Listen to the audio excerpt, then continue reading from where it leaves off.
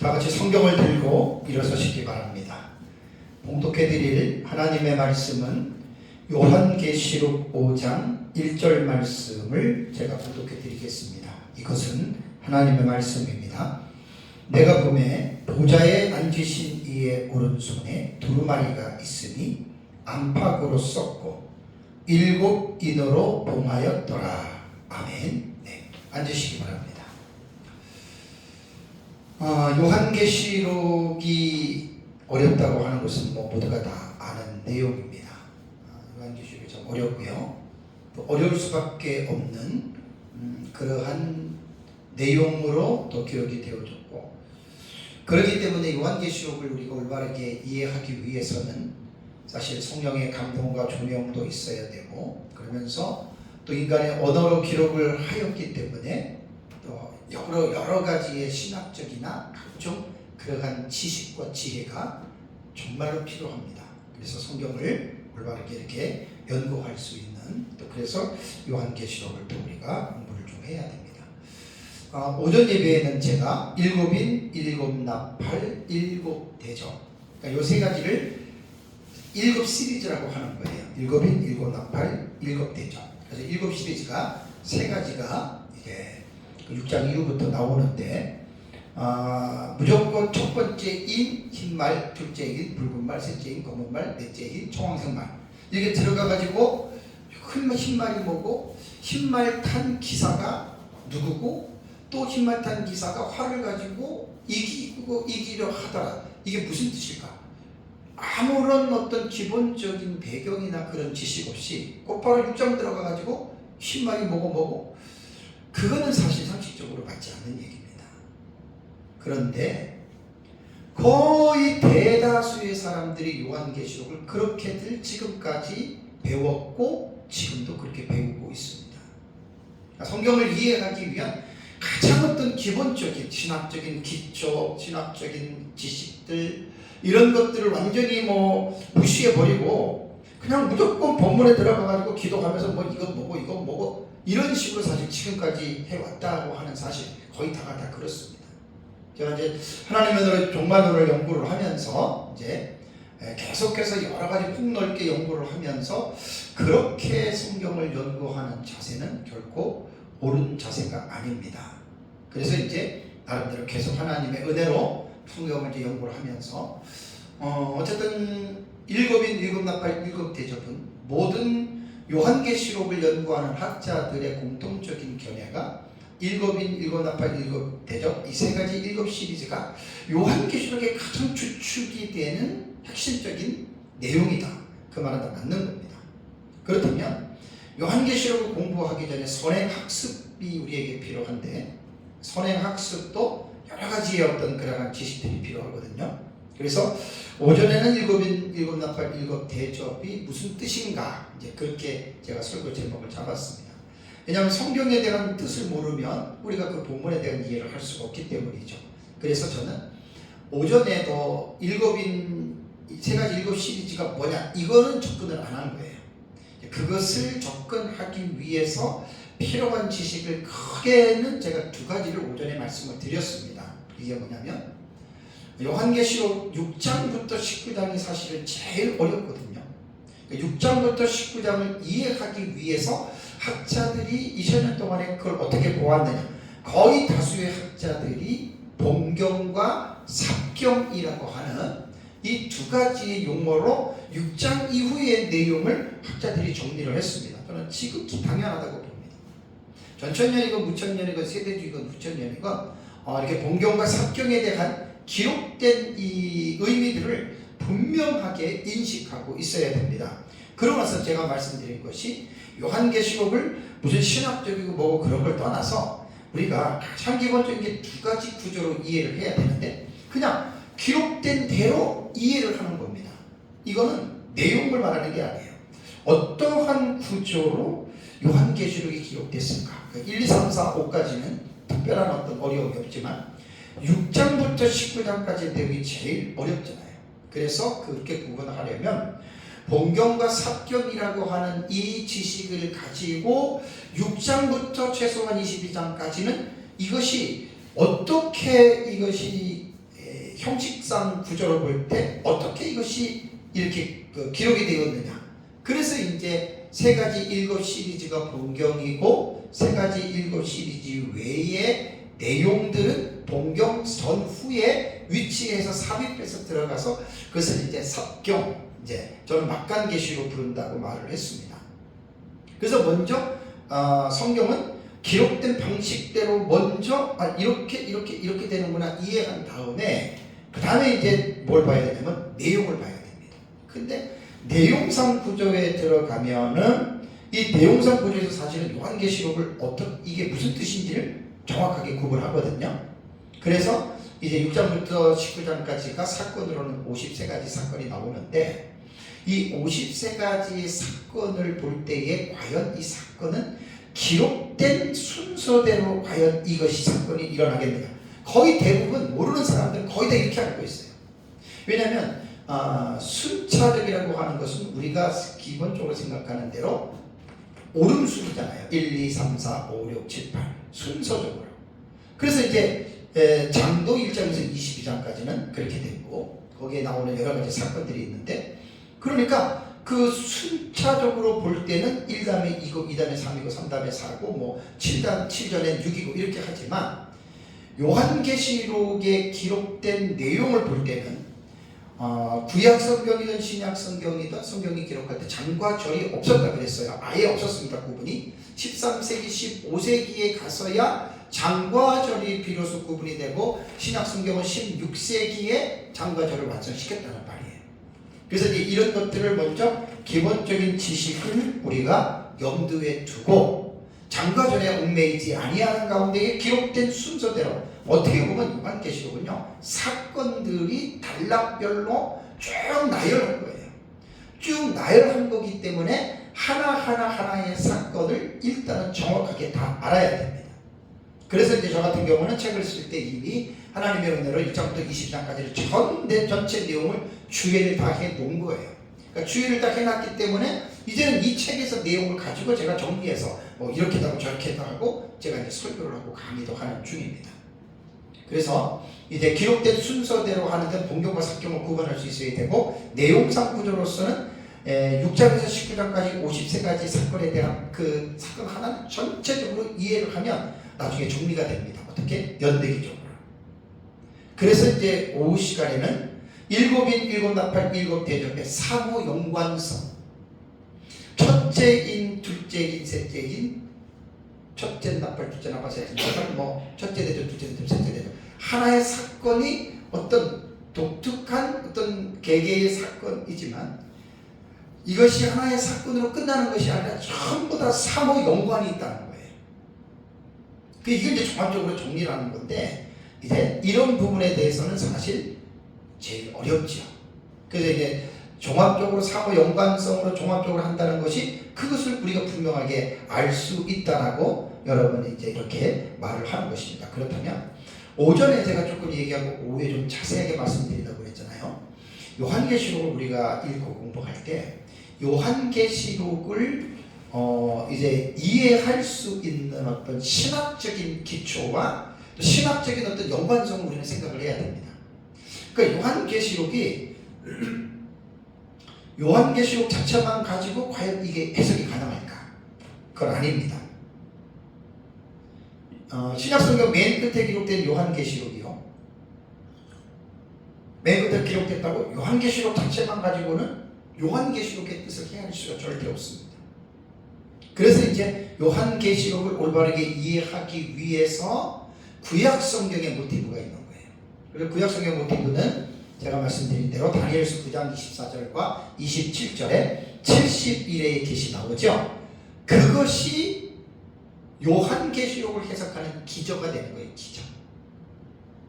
그래서 70일에는 이제 7일에와 62일에는 예수 그리스도의 십자가의 죽으심으로 69일에는 그때까지 이루어졌는데 제일 중요한 것은 70일에서 나머지 한 일회가 언제의 한 일회가 이루어지느냐.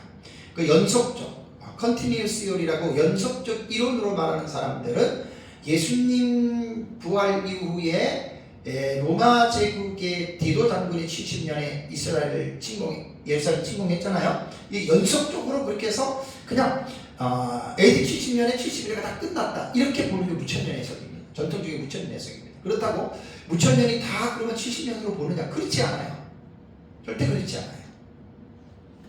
그걸 또 무천년도 또 특이하게 한일회를 신학시대로 전체를 해가지고 권성수 교수 같은 경우는 또 특이하게 참 그렇게 해석해요. 그러니까 무천년이라고 다 똑같고 전천년이라고 똑같고 세대주의랑 똑같은 게 아니라 같은 군 안에서도 차이들이 있다는 얘기입니다. 그리고 이제 우리 역사적 전천년 같은 경우 세대주의 같은 경우는 한일회가 신학시대의 복음 전파의 기간을 뛰어넘는 거예요. 세대주의는 강북설, 그 다음에 과로시대 이렇게 얘기를 하지만 그럼 우리는 충분히 역사적 전천년도 우리 그렇게 이해를 합니다. 그래서 신약시대 전체를 뛰어넘어서 예수님 재림하시기 바로 직전에 한일회를 해석하는 것이 이것이 역사적 전천년의 해석법인데 이 해석법은 초대 교부들이 가지고 있었고 19세기 존 넬슨 다비는 19세기에 초대 교부들이 가지고 있던 이 틀을 가지고 간 거예요. 세대주의가. 그래서 세대주의는 역사적 전천년과 같은 부분도 있고 비슷한 부분도 있고 다른 부분도 있는데 다른 부분이 훨씬 많습니다. 왜냐하면 신학적 입장에서 성경 해석은 세대주의와 역사적 전천년은 많이 다릅니다. 세대주의는 위험한 부분들이 너무 많이 가지고 있어요. 성경 해석이. 그래서 이제 역사적 전천년의 종말론의 신학에 우리가 기초가 되는 본문이 바로 다니엘서 9장 24절 27절에 70일의 계시다. 그래서 오전에 제가 잠깐 말씀드렸잖아요. 이 70일의 계시를 구약 성경과 요한계시록과 연결시켜서 해석한 최초의 신학자가 누구냐? 이레네우스 히포리투스라고 했죠.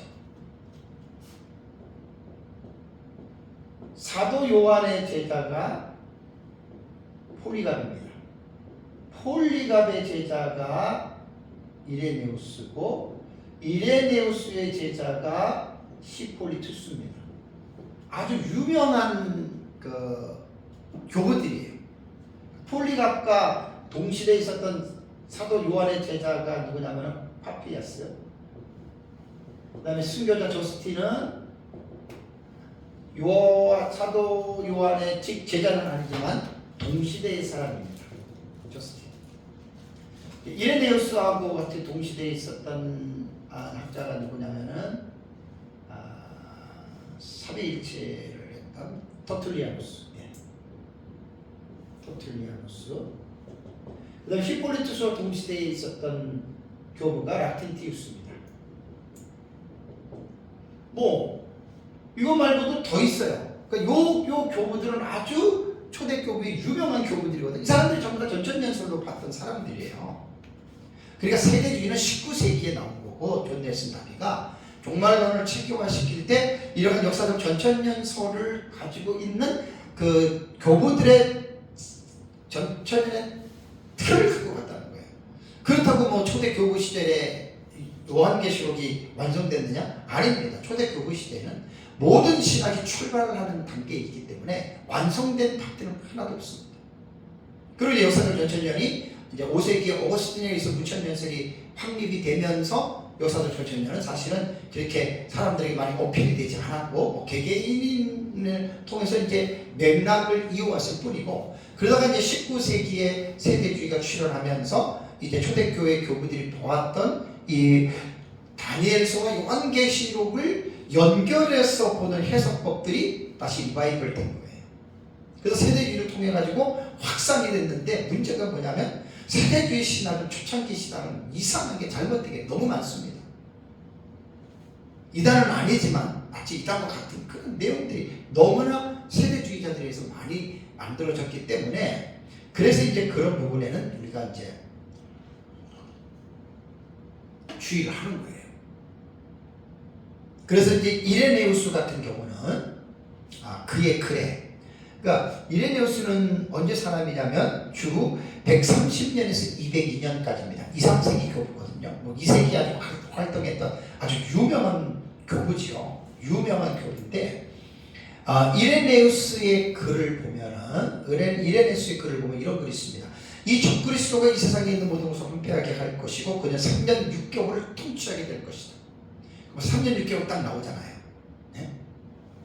이게 후반부, 하늘의 후반부 되는 부분이거든요.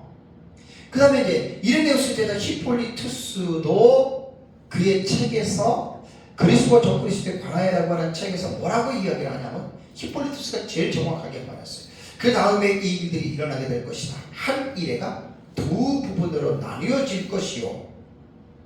이거는 이레네우스가 한 이레가 두 부분으로 나누어질 것이라고 하는 말은 이레네우스가 이 신학을 만든 게 아니라 다니엘서 9장 27절의 말씀을 이레네우스가 지금 인용한 거예요. 한 이레가 두 부분으로 나누어진다. 그 이레의 절반이라고 하는 오전에 히브리어 헤치라고 하는 말이 미들 중간이거든요. 한 이레가 두 부분으로 나눠질 것이고 그 다음에 포악하여 가증한 것이 나타나고 두중인과 주의 길을 준비하는 자들의 사이에 끝나게 되고 전 세계가 같은 내 역사의 완성을 앞두게 되면 우리가 소망 가운데 기대해온 우리 주요 구원자이신 예수 그리스도가 하늘로부터 강림하신 것 외에 무엇이 다를 것입니다. 그러니까 이 한일의 해석법을 다니엘서 70일의 한일의 해석법을 요한계시록과 연결시켜서 해석한 최초의 신학자가 이레네우스 히폴리투스입니다. 이건 영문 사이트에 다 나오는 말입니다. 제가 아는 분이 영어로 딱 이렇게 사이트에 올리니까 최초의 해석자가 바로 히폴리투스, 조금 전에 말한 이렇게 말한 겁니다. 그러니까 이레네우스 히폴리투스 전형적인 전천년주의자로서의 초대 교부들이 되는 것이죠. 그래서 뭐 한일해가 두 부분으로 나눠지고 3년 6개월이라고 영어는 우리가 해석하는 해석이 그게 바로 역사적 전천년의 흐름이에요. 이거를 세대주의가 가지고 간 거예요. 19세기 존 넬슨 다비가. 그대로만 하면 괜찮은데 넬슨 다비가 신학이 개혁 신학이 아닌 견고한 신학이 아니기 때문에 엉뚱하게 엄청나게 이상한 걸로 세대주의 클래시컬 세대주의 전통 그러니까 전통적인 세대주의 그때 이제 넬슨 다비가 만든 것은 그만큼 많이 위험하다는 말입니다. 그만큼 많이 위험하다는 말이에요. 그 다음에 세대주의도 두 번 정도 점프를 하면서 위험한 것들을 많이 또 이렇게 수정해가지고 하는 것도 있는데 어쨌든 이번 시간에는 제가 세 가지 7시리즈 상호 연관성에서 말씀을 드리는데 오전에 말씀드린 동경과 사경, 형식상 구조, 내용상 구조는 반드시 기본적인 지식을 가지고 있어야 돼요. 전천년이고 부천년이고 간에 세대주의고 간에 그리고 또 하나 이번 시간에 이제 다음 주부터 첫째 기부터 설교가 들어가거든요. 그래서 그거를 이해하기 위해서 선행학습을 한 번 더 해야 돼요. 이번 시간에. 이게 개요고 개론이라고 이야기를 합니다. 그러면 요한계시록을 지금 이해하기 위해서는 우리가 기본적인 용어를 먼저 이해를 해야 됩니다. 그래서 제 책에도 있듯이 세 가지 용어가 총론계시, 연결계시, 연관계시 도표에 보면 나오죠. 그죠? 요 내용을 먼저 지식을 먼저 습득을 해야 됩니다. 총론계시란 뭘까? 이게 되게 중요한 거예요. 총론계시와 연결계시와 연관계시가 있는데 요한계시록을 보는 사람이라면 누구든지 간에 오전에도 말씀드린 대로 7인? 7나? 8? 7 되죠? 좀 특이하다. 특이한 거예요 사실. 첫째, 둘째, 셋째, 넷째, 다섯째, 여섯째, 일곱째, 첫째 나팔, 둘째 나팔 쭉 첫째 대죠, 둘째 대죠. 너무 특이하잖아요. 요한계시록 안에서. 그런데 이것을 이해하기 위해서 우리가 계속해서 기본 베이스가 되는 이러한 지식을 우리가 가져야 되는데 오전에 의해서 말씀을 드리면 6장부터 19장까지 약 53가지 사건이 기록됐다 그랬죠. 여기서 총론이 되는 계시가 있어요. 쉽게 말하면 가장 위에 있는 총체적인 모든 것들을 지배하는 총론 계시가 있는데 이 총론 계시는 과연 무엇을 총론 계시라고 할까? 총론 계시는 7인이 총론 계시가 됩니다. 전체를 아우르는 이러한 이제 계시가 됩니다. 그래서 일곱인, 일곱나팔, 일곱대접, 요 세 가지가 요한계시록의 주축이 돼서 한 일의 사건을 중추적으로 이끌어간다 그랬죠. 요 세 가지의 계시, 인나팔 대접 가운데에 이 계시의 총론적인 위치에 있는 것이 바로 일곱인이라는 거예요. 자, 그러면 계시록 4장을 여러분들이 한번 생각해 보십시오. 계시록 4장은 사도 요한이 어디를 봤냐면 천국의 성전을 봤어요. 천국의 성전을 보니까 거기 보좌에 앉으신 이 성부 하나님이 앉아 계시죠. 그렇죠? 2절에. 그 다음에 보좌에 둘러있는 이 14보좌의 장로들이 있고 4절에, 그리고 보좌 앞에 수정과 같은 유리 바다를 보았고 6절에 보좌 가운데와 주위에 있는 네 생물을 사도 요한이 본 거예요. 이것이 4장 안에 천국의 성전, 하나님이 보좌에 앉아있고 생물들과 주변에 24장로들과 천군 천사와, 그리고 5장에 보면은 거기 성령 하나님도 계시고 성자 그리스도도 계신단 말이에요. 그리고 이제 5장을 들어가서 보시면, 5장 1절 읽었잖아요. 5장을 보면은 사도 요한은 보좌에 앉으신 이의 오른손에 성부 하나님입니다. 안팎으로 쓰인 두루마리를 1절을 보니까 보았어요. 근데 두루마리를 봤는데 그 두루마리가 7개입니다. 7 두루마리를 봤는데 그 7 두루마리는 봉해졌어요. 스포라키죠. 인봉했다. 그러니까 그 통 안에다 집어넣고 딱 뚜껑을 덮고 그 다음에 인을 친 거예요. 누구도 열지 못하도록 봉인을 딱 찍었습니다. 자, 사도 요한이 그거를 보고 얼마나 궁금하겠어요. 성부 하나님의 손에 그 봉한 7 두루마리가 있는데 도대체 저게 뭘까, 무슨 내용이 있을까 라고 이렇게 생각을 했는데, 7인에 대한 계시를 사도 요한이 보면서 되게 궁금했는데, 천사가 말을 하기를 땅 위에나 땅 아래에나 능히 그 두루마리를 펼 자가 없다. 인간은 펼 수 없다. 여기서 사도 요한이 대성통곡을 하잖아요. 그거 좀 알고 싶은데, 알았으면 좋는데. 그래서 이제 천사가 얘기를 합니다. 어린 양이신 바로 유대 지파 사자 다윗의 뿌리가 이겼기 때문에 그가 부활하신 예수 그리스도가 두루마리와 7인을 뗄 수 있는 자격이 있다라는 말이 나옵니다. 그러면서 이제 6장을 들어오면은 어린 양이신 예수 그리스도가 7인을 떼는데 첫째 인을 떼요. 이게 이제 6장부터 시작이 되는 겁니다. 그러면 7인이 왜 총론이 되느냐에 대해서 여러분들에게 말씀을 드리겠습니다. 자, 6장의 17절까지는 인이 6개가 띄어진다 그랬어요. 그죠? 첫째 인에서 6개까지 띄어져 버려요. 이게 첫 번째 공경이에요. 그 다음에 7장은 보니까 14만 4천의 인침과 신옷 입은 큰 무리는 7인이 아니에요. 이 두 가지 독자적인 사건이에요. 그리고 나서 8장을 보시죠. 8장 1절 2절. 8장 1절 2절을 보니까 7째 인을 떼실 때 7째 인은 8장에 들어가서 떼지는 거예요. 8장에서. 7장은 그랬어요. 6째 인과 7째 인 사이에 삽입된 계시가 7장이잖아요. 그리고 8장에서 7째 인을 떼는 장면이 나오지요. 그러면서 내가 보면 하나님 앞에 뭐라고요? 7 천사가 서 있어 뭘 받았습니까? 7 나팔을 받았더라. 그러면 여기에서 결론적으로 뭐냐면 7번째 인은, 그러니까 7인이 첫째 인이 흰말, 둘째 인이 붉은 말, 셋째 인이 검은 말, 넷째 인이 청황색 말, 다섯째 인이 천상의 순교자들, 여섯째 인이 이 세상 심판에 계시잖아요. 그죠? 그 계시가 6인까지 나오고, 그 다음에 7째 인 사이에 7장에 2가지 사건이 나온 다음에 8장에 가서 7째 인이 떠지잖아요. 그러면 7째 인은 뭐냐? 첫째 인에서 6째까지 각 인들이 사건들이 하나하나 구체적인 사건을 가지고 있어요. 그 인 안에는. 근데 7째 인에는 구체적인 사건은 사실 없어요. 뭐라고요? 7 나팔 가진 천사가 보였으니까 7인 시리즈가 끝나면 이어지는 시리즈가 뭐죠? 7 나팔이에요. 그러니까 7번째 인은 독자적인 사건을 가지고 있는 게 아니고 7째 인은 다음번에 인이 끝나고 뭐가 나팔이 계시가 진행이 되는데 그 나팔의 7 나팔을 서막적으로 보여주는 거예요. 이것이 이제 요한계시록에 기록된 내용으로 볼 때 이것이 우리가 볼 수 있는 대로 여기서 특징이 있는 겁니다. 자 보세요.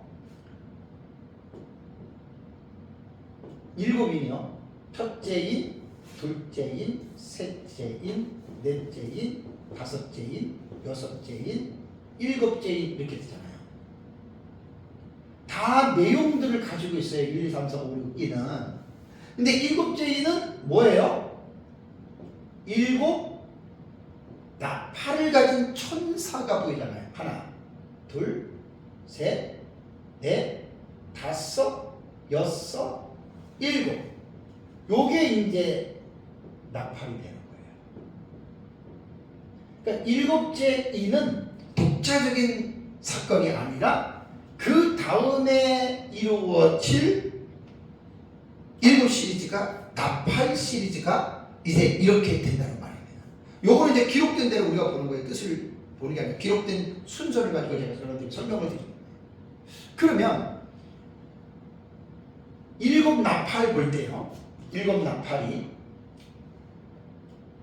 나팔 계시가 제가 오전에 말씀드린 대로 폭이 제일 넓어요. 그러니까 이는 6장에 6가지 나오고 8장 1, 2절에 7번째 나오니까 범위가 되게 좁아요. 대접도 여러분 뒤에 가보시면 알겠지만 16장은 1절부터 끝절까지 대접이 7개가 딱 쏟아지니까 아주 그 범위가 되게 좁아요. 반면에 오전에 말씀드린 대로 7 나팔은 범위가 제일 넓어요. 그래서 8장을 보십시오.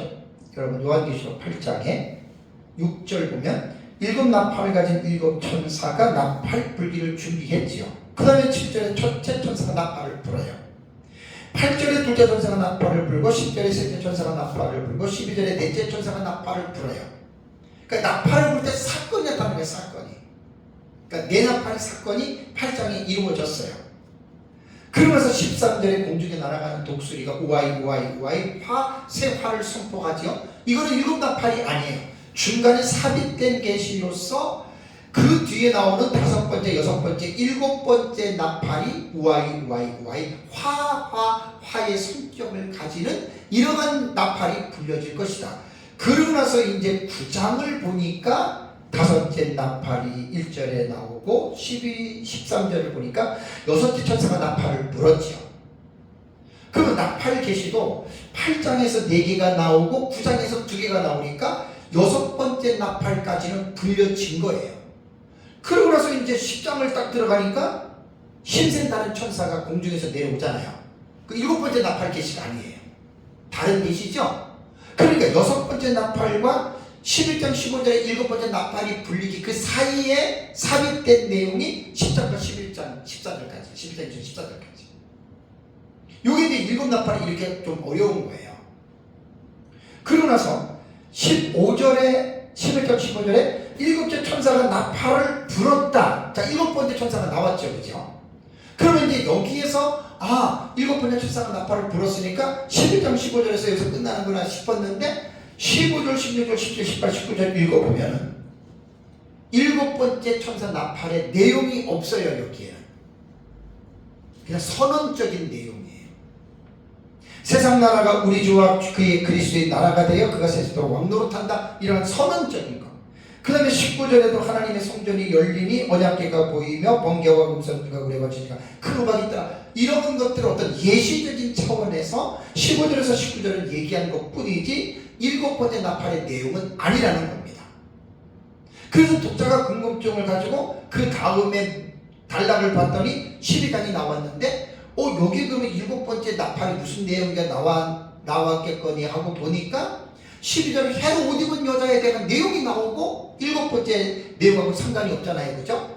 그리고 13장을 넘어가면 그럼 여기 나오나 했더니 13장도 바다에서 올라오는 짐승, 땅에서 올라오는 짐승. 그럼 도대체 7번째 나팔은 내용이 뭐야? 그럼 14장을 넘어갈 거 아니에요. 14장을 가면은 14장에 또 6가지 사건 나온다 그랬잖아요. 14만 4천이 공중에 서 있고, 그 다음에 공중에 날아가는 세천사가 말하는 내용이 나오고, 그 다음에 이제 예리한 낫으로 땅에 익은 곡식을 추수하고, 그 다음에 이제 그 땅에 익은 포도송이를 짓밟는 거, 네 가지 사건이 나오잖아요. 그러니까 12장, 13장, 14장은 일곱 번째 나팔 계시와는 상관이 있어요, 없어요? 없는 계시예요. 그러니까 11장, 15절에 나팔이 불리고 나서 내용은 없어요. 그러니까 서막적으로만 나팔이 불렸다라고 내용은 없고, 그 다음에 12장, 14장은 일곱 번째 나팔과는 상관이 없는 삽입 계시가 여기 나오는 막간 계시, 이게 다섯 번째 막간 계시라고 했죠. 그리고 15장 1절을 보니까 어떻게 해요? 일곱 천사가 일곱 재앙을 가졌다. 그러니까 11장 15절보다는 조금 더 진전해서 뭔가 일곱 번째 나팔의 모습을 보일랑 말랑만 보여준 거예요. 왜? 일곱 번째 나팔은 15장 5절 7절에 나오잖아요. 7절에 일곱 금대접이잖아요. 그죠? 그러니까 이게 일곱 나팔이요, 11장 15절부터 15장 8절까지. 그러니까 보세요. 11, 12, 13, 14, 15 범위가 제일 넓은 거예요. 그래서 나중에 제가 이제 책을 또 쓸게, 이제 일곱 인 시리즈 책을 쓰고, 나팔 시리즈 책을 쓰고, 대접 시리즈를 책을 또 쓸 수 있어요. 각권 하나씩. 뭘 다 해놨기 때문에 좀 더 자세하게 하면. 그럼 이제 여기에서 우리가 이제 볼 수 있는 게, 일곱 나팔이 이렇게 여러분 광범위하다라는 이야기입니다. 일곱 나팔 광범위한 거예요. 다시 이제 정리를 해볼게요. 여기 보세요. 첫째 나팔도 다 내용이 있어요. 둘째 나팔, 셋째 나팔, 넷째 나팔, 다섯째, 여섯째 나팔 내용이 있는데, 일곱 번째 나팔은 뭐라고 그랬습니까? 자기가 가지고 있는 내용은 없는 거예요. 얘도 일곱 번째 인처럼 없어요. 그리고 일곱 번째 나팔은 일곱 대접이라고 했죠. 그죠? 하나, 둘, 셋, 넷, 다섯, 여섯, 일곱 대접. 대접이 1, 2, 3, 4, 5, 6, 7 이렇게 됩니다. 자, 이 그림을 보면 뭐가 생각이 나요? 딱 감이 오죠? 일곱 대접은 어디서 나왔어요? 일곱 번째 나팔에서 나왔죠. 그죠? 일곱 나팔은 어디서 나왔어요? 일곱 번째 인에서 나왔죠. 그러니까 이 인 시리즈를 왜 총론계시라고 이야기를 하냐면, 일곱 인을 쫙 들으면 뭐가 딸려 있어요? 일곱 나팔과 일곱 대접이 딸려 있는 거예요. 일곱째 인 안에 딸려 있는 거예요. 그래서 기록된 순서와 구조로 볼 때 일곱 인이 총론 계시다. 이것은 계시록을 연구하는 학자들이 이렇게 보는 학자들이 꽤 있어요. 제가 배운 민 목사님, 제 책에는 우리 스승인 민 목사님 거를 이용했지만, 다른 외국 번역서들을 보니까 이렇게 보는 학자들이 당연한 거예요. 그럴 수밖에 없잖아요. 이 구조가 이렇게 됐다는 말이에요. 세 가지 일곱 시리즈가. 그래서 일곱 인이 총론 계시라고 말을 하는 것입니다. 요거를 꼭 이해를 하셔야 돼요. 그래서 이 다이어그램을 보는 게 제일 편해요. 역추적을 해도 일곱 대접은 일곱 번째 나팔에서 나왔고, 일곱 나팔은 일곱 번째 인에서 나왔어요. 그러니까 출발점이 여기란 말이에요. 그래서 그 계시록 5장에 보면은 보좌에 앉으신 이의 오른손, 그러면 성부 하나님이잖아요. 그 성부 하나님의 손에 있는 게 뭐예요? 그 일곱 인밖에 없는 거예요. 거기는 나팔이 있어요, 없어요? 없어요. 대접이 있어요, 없어요? 없어요. 그러니까 성부 하나님의 손에 있었던 그 내용은 뭐냐면 일곱 인밖에 없었단 말이에요. 그리고 일곱 인에서 일곱 번째 인을 딱 뗄 때 일곱 나팔이 전개가 됐고, 일곱 번째 나팔을 불 때 일곱 대접이 전개가 된 거예요. 그러니까 대접과 나팔은 일곱째 인 안에 어떻게? 그 휘하에 속해 있는 거예요. 그래서 여러 학자들이 이렇게 내용을 떠나서 기록된 형식상 구조로 요한계시록을 딱 보니까 일곱 인이 총론의 계시일 수밖에 없다라고 여러분 이렇게 이야기를 하는 것입니다. 여기서 이제 중요한 걸 이제 좀 봐야 돼요. 요게 이제 기록된 구조대로 이제 이렇게 말씀을 드리는 건데, 자, 이제 뭘 여러분 우리는 이제 관심을 가져야 되냐면, 한 일의 절반의 전반부와 후반부로 이게 다니엘서와 요한계시록을 연결시킨 도표예요. 이렇게 되는 거예요. 하늘의 측면에. 여기서 이제 나중에 이제 제가 다음 주부터 첫째 이는 내용이 뭐고 둘째 이는 내용이 뭐고 그것이 이제 사건이 어디로 들어가느냐 요걸 제가 이제 말씀을 드릴 거예요. 지금 첫 번째 시간은 이제 선행학습이 하는 시간이라겠습니다. 이 지식이 먼저 있어야 다음 주부터 이제 인, 나팔, 대접 7개 집제가 하나하나 1시간씩 설교할 때 그때 이제 정확하게 딱 하는데, 지금은 그냥 기본적으로 그냥 몰라도 딱 이것만 듣고 아 이렇게 진행되는구나 라고 생각하면 됩니다. 보세요. 첫째 인이 한 일회가 시작될 때 아니죠. 네. 요걸 내가 이거 지금 정리를 해주는 거예요. 첫째 인, 다음에 둘째 인은 한 일회가 시작이 이렇게 되는 겁니다. 셋째 인은 기근이에요. 넷째 인은 적그리스도 출현이에요. 다섯째 인은 천상 제단 아래에서 순교자들의 타는 기도 있죠, 그렇죠? 그게 다섯째 인이고, 예수님 재림할 때 여섯째 인은 재림할 때 이걸로 열어놓을게요. 심판입니다. 심판. 처음 듣는 분들은 이게 무슨 말이지 하는데, 다음 주부터 요거 내가 하나하나 풀어서 말씀을 드릴 거예요. 이렇게 이제 우리는 보는 거예요. 그러면 일곱째 인은 이 도표를 볼 때 어떻게 돼요? 일곱째 인은 일곱 인에서 일곱 나팔이 나오죠, 그죠? 그래서 제 쓴 도표에 보면은 일곱째 인은 한 일회가 시작이 되는 시점에서 1나팔, 2나팔, 3나팔, 4나팔이 동시다발적으로 이게 지금 한 일회가 시작될 때 이루어지는 거예요. 그 제 책 뒤에 도표를 보시면 저게 다 저렇게 나와 있어요. 이건 제가 이제 하나하나 각 번호마다 1시간씩 제가 설교할 생각이에요. 그러니까 세 가지 7시 시리즈면은 21시간 설교를 하잖아요. 그리고 거기 연관된 것까지 가면 한 26시간 정도는 아마 세 가지 7시 제가 설교를 앞으로 계속 나갈 겁니다. 그때 이제 하나하나 요 위치에 된가. 그러니까 제가 본경과 삽경의 상호 교차 구조라고 그랬잖아요. 제가 보는 단락의 해석법은. 그래서 상호적 교차가 되는 거예요. 첫째 인이 여기 있고 둘째 인이 여기 있고 셋째 인, 넷째 인, 다섯째 인이 여기 있고 여섯째 인은 또 여기 갔다가 일곱째 인은 또 앞으로 가잖아요. 이게 본경과 삽경의 상호 교차예요. 교차가 되는 거예요. 그래서 일곱 번째 인이 여기에서 어떻게 해요? 제 그림에 보면은 쇠사슬이 이렇게 붙어 있죠, 그죠? 쇠사슬이 연결이 된 거예요. 왜? 일곱 번째 인은 뭐예요? 일곱 나팔이라고 했잖아요. 그래서 다섯 번째 나팔이 여기가 되는 거예요. 끝나기 전에. 다음에 여섯 번째 나팔이 후반부가 들어갈 때 여섯 번째 나팔이 불려지는 거예요. 이게 이제 유브라데 전쟁이에요.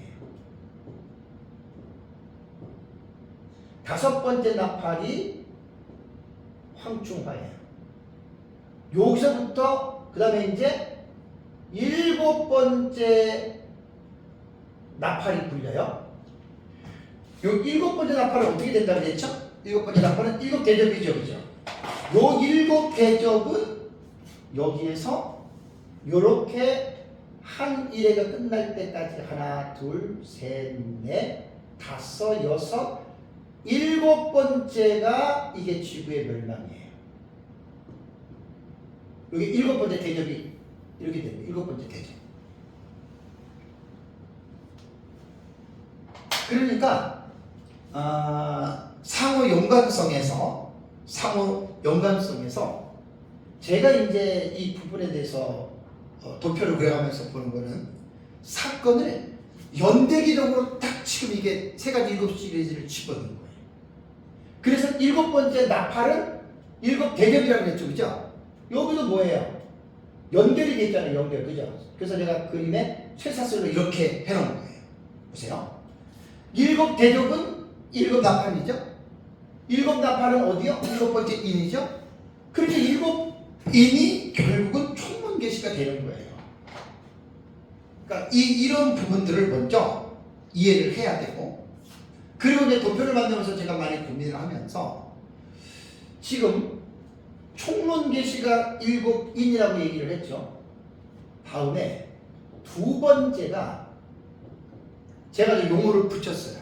도표를 보면서 이해하기에 연결계시라고 제가 얘기를 했습니다.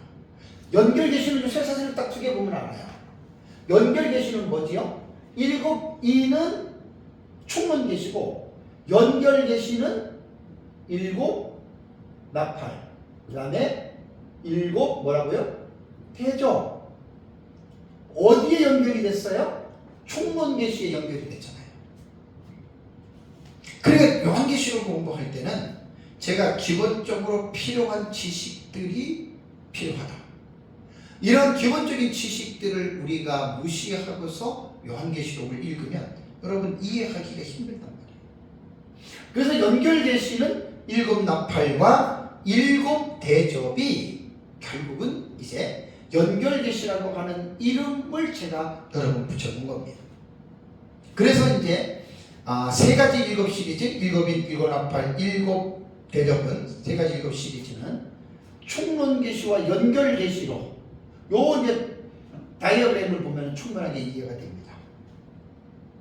일곱 인에 전부 다 휘하에 속해 있기 때문에 이러한 부분에 대해서는 이제 그렇게 된다라고 하는 거 여러분들에게 말씀을 드렸습니다. 그리고 이제 또 하나 특이한 게 뭐냐면 보세요. 나팔에 대해서 제가 설명을 안 했는데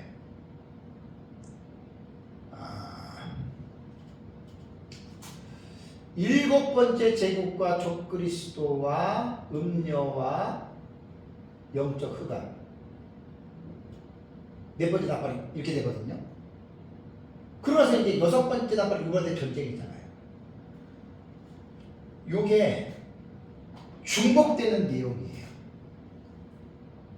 둘째 인하고 여섯 번째 나팔은 같은 거예요. 유월대 전쟁이에요.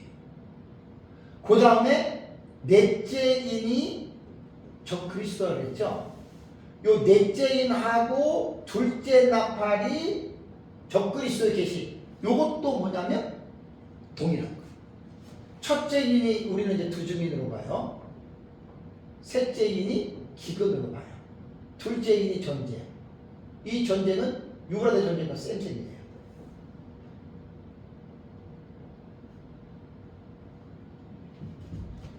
그래서 연결계시에서 일곱 나팔 요 내용이 그렇고, 그 다음에 일곱 대접은 일곱 번째 나팔과 연결이 되어 있다고 했습니다. 그래서 연결계시를 이렇게 보면 돼요. 총론계시가 일곱인, 두 번째는 연결계시인데 연결계시는 일곱 나팔, 일곱 대접이 바로 연결계시다. 그래서 여기서 이제 세 번째가 뭐냐면 도표에 보면은 연관계시라는 말이 있죠, 그렇죠? 요게 또 이해를 기본적으로 하셔야 돼요.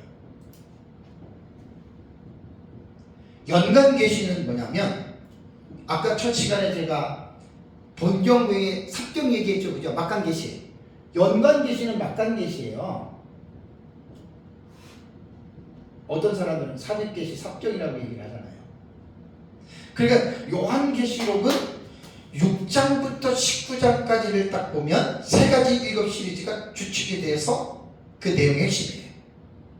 요 세 가지 일곱 시리즈가 그 사이에 삽입되는 막강계시가 있다고 그랬죠. 그죠?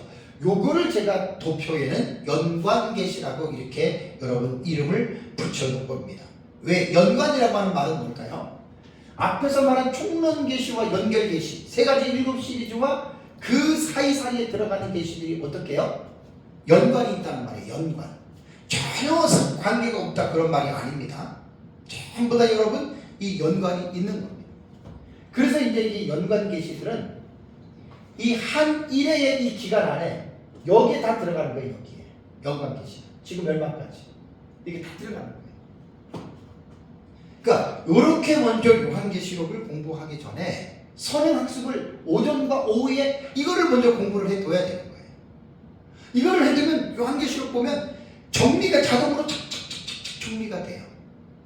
근데 이런 지식 없이 그냥 요한계시록 한번 읽어보세요. 10번, 100번, 1000번 읽어보세요.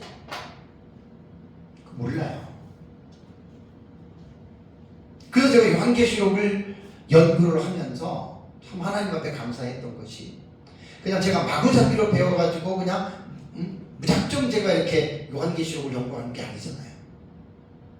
다 앞서간 우리 믿음의 선진들, 학자들, 신앙인들 그들이 보았던 내용들을 책들을 통해서 제가 다 보고 나름대로 저한테 있는 책을 중심으로 이 부분들을 정리를 하다 보니까 오전에 말씀드린 것과 지금 오후에 말씀드린 이거를 기본적으로 1급인 1급 납발 1급 대적을 공부하기 전에 이 공부를 먼저 해야 된다는 거예요. 먼저. 그리고 이제 딱 요한계시록을 공부하면 되게 재미있고 안정적입니다.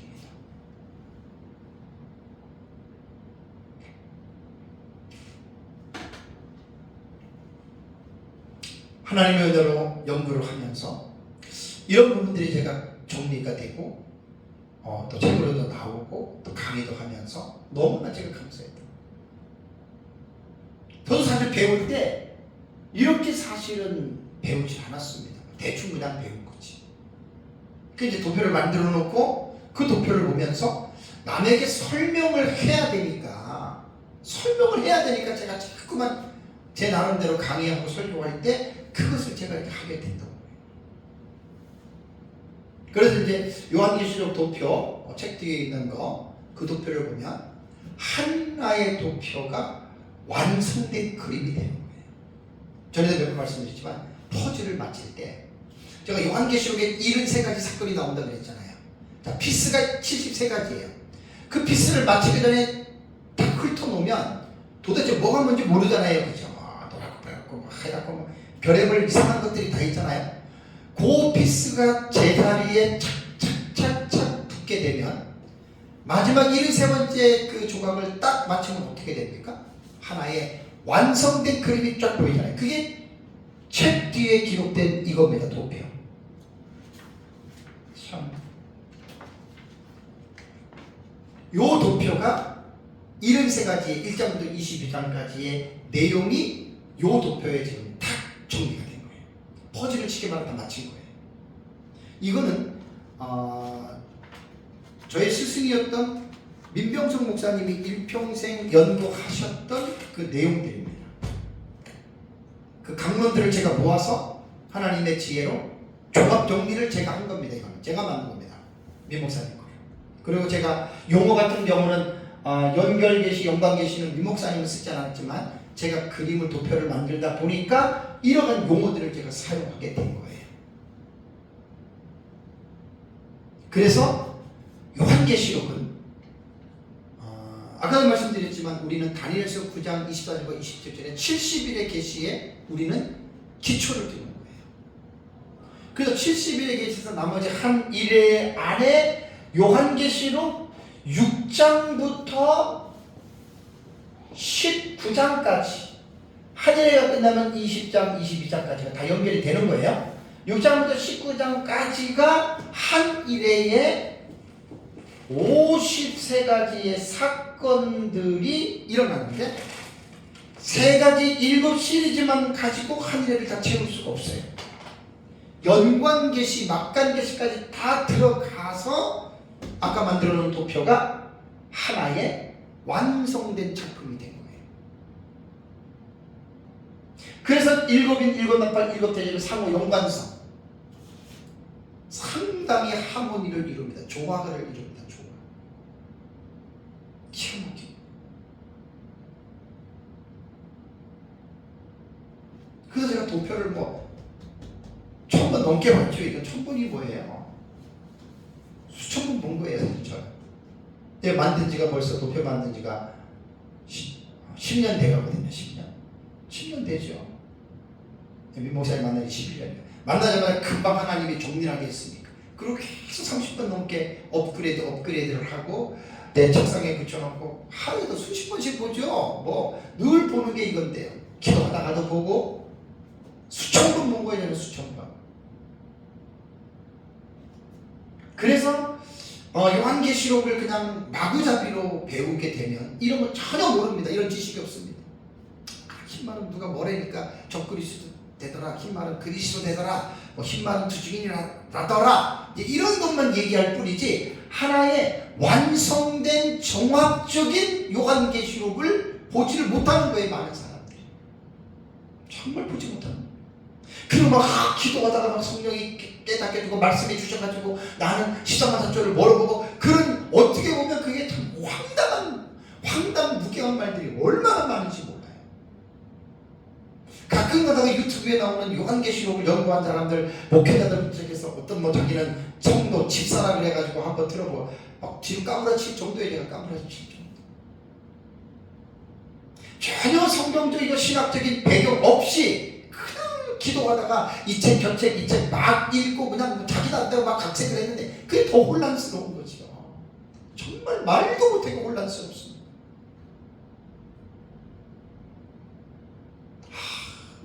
어떤 성도라고 하는 집사님 10년 동안 연구한 걸 내가 좀 보고 너무 기가 막혀가지고, 아이고 참.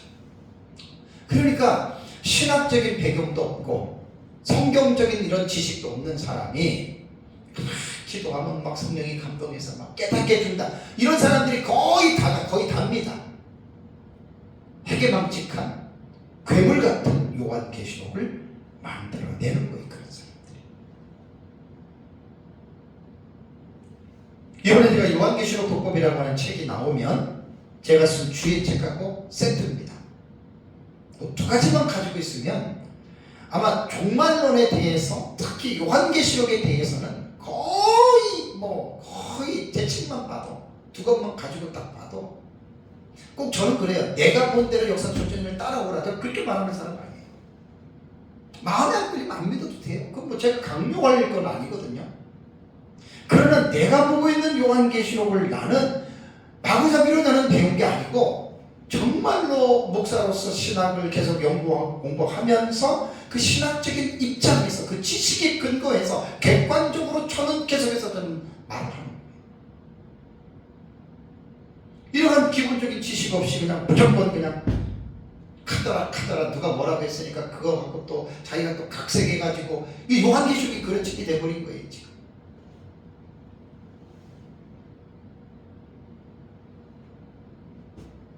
그래서 내용상 구조로 보는 일곱대접 요한계시록 전체 6장부터 19장까지 53가지의 사건을 내용상 구조로 우리는 본경과 삽경의 상호 교차 구조라고 그랬잖아요. 그죠? 요걸 꼭 기억하셔야 돼요.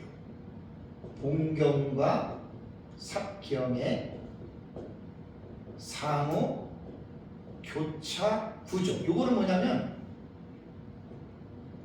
요한계시록 단락의 해석법을 할 때 우리는 이 방법을 쓴다는 거예요.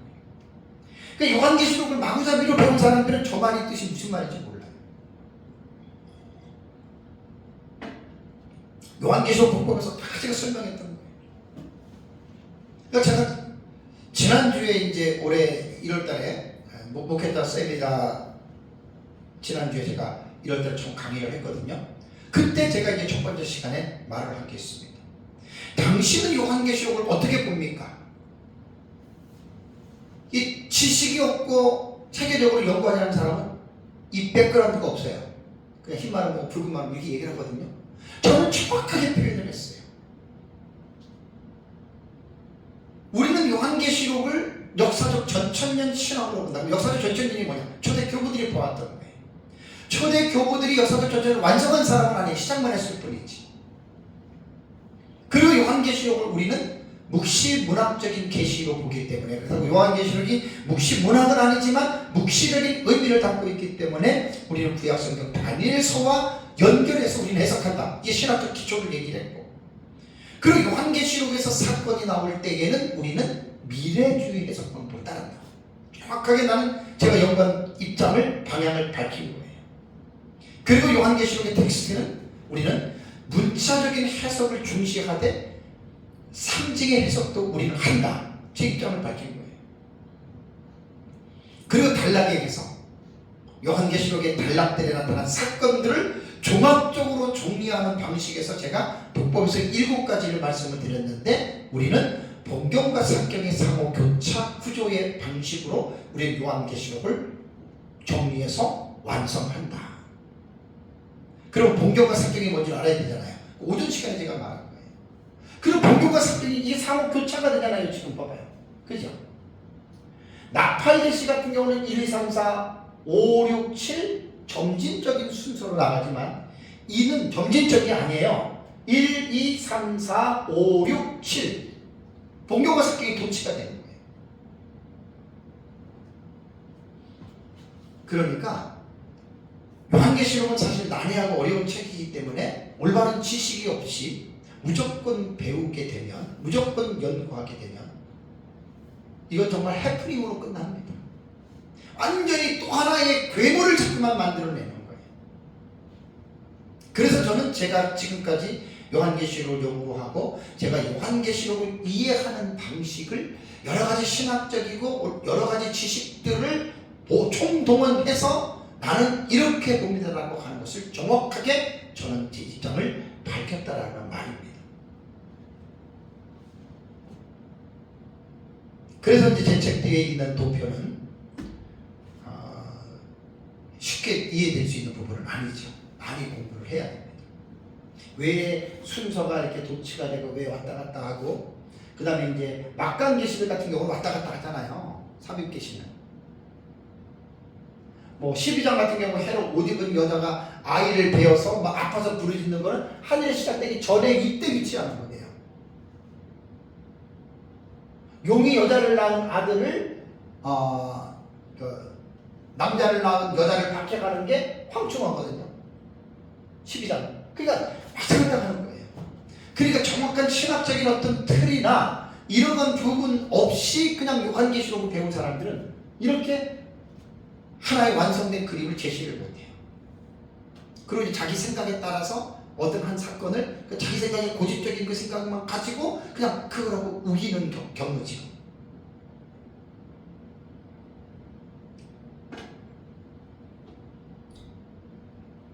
사랑하는 성도 여러분, 요한계시록을 이해하기 위해서는 다음 주부터 이제 첫째인부터 설교가 들어갑니다. 무조건 공부하면 안 돼요. 몇 가지 선행 학습이 필요합니다.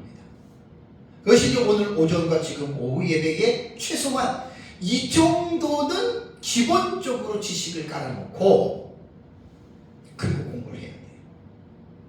성경 해석은 이 어려운 묵시적인 계시들은요 정말 어렵기 때문에 정말 그동안에 하나님 앞에 쓰임받았던 여러 신학자들이 있습니다. 나와 어떤 미천년 전천년은 전혀 다르지만 다르다고 해서 무시할 게 아니라 그건 잘 활용을 하면 돼요. 저도 무천년주의자들 주석들 많아요. 계속 그것도 저도 공부하고 있는 거예요. 그래서 무시하지 말고 하나님께서는 그런 선진들을 통해서 가르쳐줬던 그런 것들을 잘 여러분 보면서 본경과 사경을 구분하고, 그 다음에 오전에 말씀드린 대로 형식상 구조와 내용상 구조로 보는 방식, 꼭 이거 기억하셔야 됩니다. 그리고 이제 제가 이번 시간에 말한 것 세 가지 7 시리즈에서 충만 계시가 7인입니다. 그 다음에 연결된 계시가 7인의 요 다이아그램을 보면 딱 기억나죠. 7인의 전부 다 예속된 거예요. 연결된 거예요. 그리고 나머지 막강 계시들은 연관 계시로 이름을 붙이고 이렇게 되는 겁니다. 이런 지식을 가지면 이제 요한계시록 공부하기가 훨씬 더 수월하게 됩니다. 사도 요한은 밤모섬에서 예수 그리스도의 계시를 천사들에 의해서 보고 듣게 됐습니다. 이 은혜 말씀을 읽는 자와 듣는 자와 그가 내 기록한 것을 지키는 자는 복이 있나니 때가 가까움이라. 오전에 맺은 말씀을 첫 번째 드렸습니다. 그리고 22장 10절에 또 내게 말하되 이 두루마리의 은혜 말씀을 임봉하지 말라. 때가 가까우니라. 예수님의 재림이 가까이 오는 때에 요한계시록의 두루마리를 임봉하면 가르쳐야 됩니다. 그래서 사역자들은 계시록을 잘 연구해서 성도들에게 가르쳐서 예수님의 재림을 준비하게 하는, 그래서 성도들로 하여금 거룩한 신부단장의 삶을 살게 하는 것이 요한계시록을 기록하는 목적입니다. 다 같이 기도하겠습니다. 오늘 들었던 말씀을 생각하면서